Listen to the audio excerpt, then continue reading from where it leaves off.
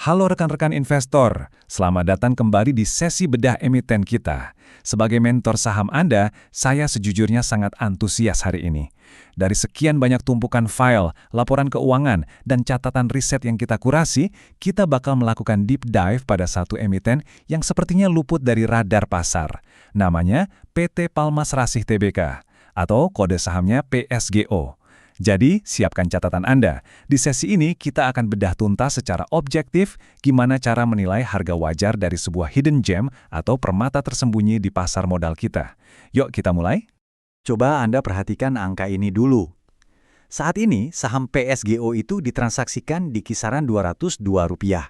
Tapi, berdasarkan perhitungan valuasi kita yang paling konservatif sekalipun, nilai intrinsiknya itu ada di Rp583 per lembar.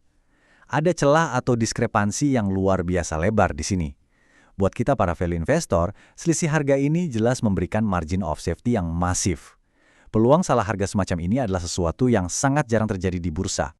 Nah, ini adalah silabus materi kita hari ini. Kita akan mulai dari profil bisnis Palmas Rasih, lanjut ke transformasi fundamental dan neraca, membahas katalis mega proyek B50, lalu kita hitung harga wajar sahamnya, dan pastinya ditutup dengan strategi masuk dan pemetaan teknikal. Kita masuk ke bagian pertama, profil bisnis Palmas Rasih. Mari kita lihat fondasinya. PSGO ini beroperasi di tanah Kalimantan Timur yang terkenal sangat subur, dengan total area konsesi mencapai 58.000 hektar, dan yang sudah tertanam itu sekitar 27 ribuan hektar. Tapi, poin terpenting yang harus Anda ingat dari fundamental mereka ada di sini. 99% kebun mereka itu sudah masuk usia menghasilkan, dengan rata-rata umur tanaman 10 tahun. Artinya apa? Masa-masa berat bakar uang buat nanam sawat itu udah lewat. Sekarang, perusahaan baru aja masuk ke fase panen raya, alias dekade puncak penciptaan pendapatan, dengan kebutuhan capex yang sangat minim. Ini benar-benar mesin pencetak kas yang sangat efisien. Lanjut ke bagian kedua, transformasi fundamental dan neraca. Ini adalah katalis finansialnya.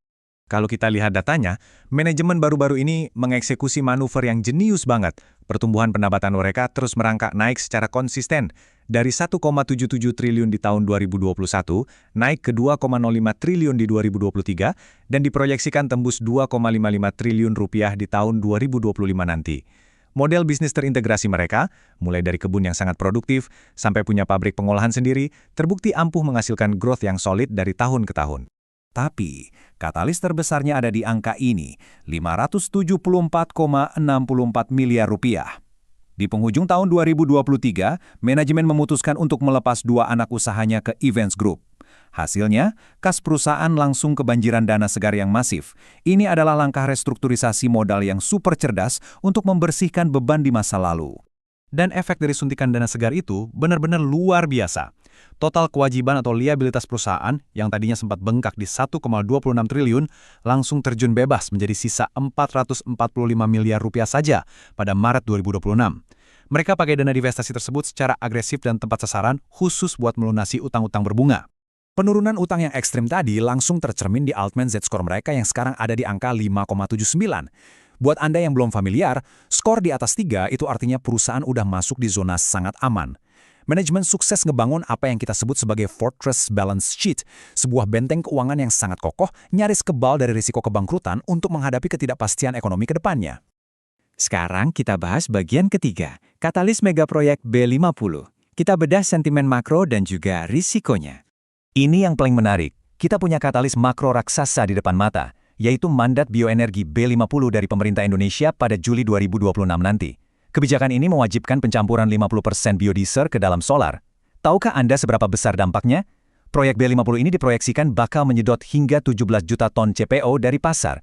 Ibaratnya nih, kayak ada diskon cuci gudang di mall, barang langsung ludes terjual. Permintaan dalam negeri yang melonjak tajam ini jelas akan jadi fondasi harga yang super kuat buat produsen kelapa sawit. Tapi, sebagai investor yang objektif, kita nggak boleh tutup mata sama resiko. Di satu sisi, B50 ngasih structural demand floor yang solid. Tapi, di sisi lain, ada regulasi deforestasi Eropa atau EUDR yang bisa nambah biaya operasional sekitar $30–50 per ton buat eksportil. Belum lagi resiko kebijakan domestik, yakni pembatasan harga eceran tertinggi lewat program DMO. Jadi, ujian sebenarnya bagi manajemen di tahun-tahun mendatang adalah bagaimana mereka bisa lincah menyeimbangkan tarik ulur antara untung besar dari B50 di domestik dengan ketatnya aturan operasional ini. Masuk ke bagian keempat, menghitung harga wajar saham, alias valuasinya. Mari kita jajarkan PSGO ini dengan raksasa kelapa sawit lainnya di bursa. Coba Anda perhatikan tabel ini. Net margin PSGO itu ada di 17,3%. Angka ini jauh mengungguli efisiensi pemain lama seperti ALAI atau SMAR yang sering terbebani biaya perawatan dari kebun tua mereka. Dan yang bikin geleng-geleng kepala, dengan efisiensi setinggi itu, saham PSGO cuma dihargai dengan rasio PE 8,6 kali, sangat murah. Perusahaan ini secara fundamental terbukti jauh lebih lincah dibandingkan kompetitor besarnya. Mengacu kembali ke laporan evaluasi strategis kita tadi, nilai intrinsik PSGO jelas berada di level Rp583 per saham. Ditambah lagi, emiten ini rajin membagikan dividen dengan yield di kisaran 4%, yang secara otomatis berfungsi sebagai jaring pengaman atau batas bawah perlindungan buat modal kita. Disparitas yang masif antara harga pasar yang lagi tertekan dengan nilai intrinsiknya, ini benar-benar menciptakan jendela peluang investasi yang langka. Terakhir, bagian kelima, strategi masuk dan teknikal. Waktunya kita bahas eksekusi. Sebagai eksekutor di pasar, kita wajib waspada sama pergerakan harga harian. Data terbaru mendeteksi adanya hantaman Furey net sell atau aksi jual bersih oleh asing yang luar biasa masif, sebesar 33,9 juta lot. Wow! Di market, fenomena ini sering kita sebut sebagai strategi market checkout.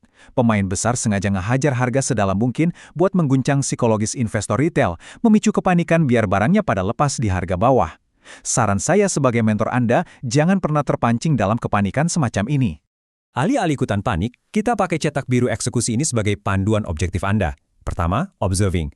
Pantau aja dulu, nggak perlu FOMO atau buru-buru masuk saat harga lagi bergejolak. Terapkan strategi buy on weakness, kumpulkan pelan-pelan di area support kuatnya, antara 196 sampai 198 rupiah. Kalau tren berbalik naik, target take profit rasional kita ada di 220 sampai 240. Dan ingat, hukum wajibnya, manajemen risiko, alokasikan maksimal 15% dari portofolio Anda, dan disiplinlah lakukan cut loss kalau harga menembus benteng terakhir di 192. Trading yang hebat selalu diawali dengan kedisiplinan yang ketat. Sebagai penutup sesi hari ini, coba renungkan satu pertanyaan ini. Dengan balance sheet yang sekokoh benteng, efisiensi operasional dari usia tanaman muda, plus katalis raksasa B50 yang tinggal nunggu waktu rilis, apakah guncangan pasar saat ini sejatinya hanyalah ujian terakhir bagi kesabaran seorang investor sejati? Di pasar saham, hitungan fundamental itu adalah kompas kita, tapi kesabaran mental lah yang bakal menentukan siapa pemenang akhirnya. Terus pantau pergerakan harga PSGO secara objektif dan terapkan disiplin ketat sesuai strategi yang udah kita bedah tadi. Sampai jumpa di sesi pembedahan berikutnya dan salam cuan.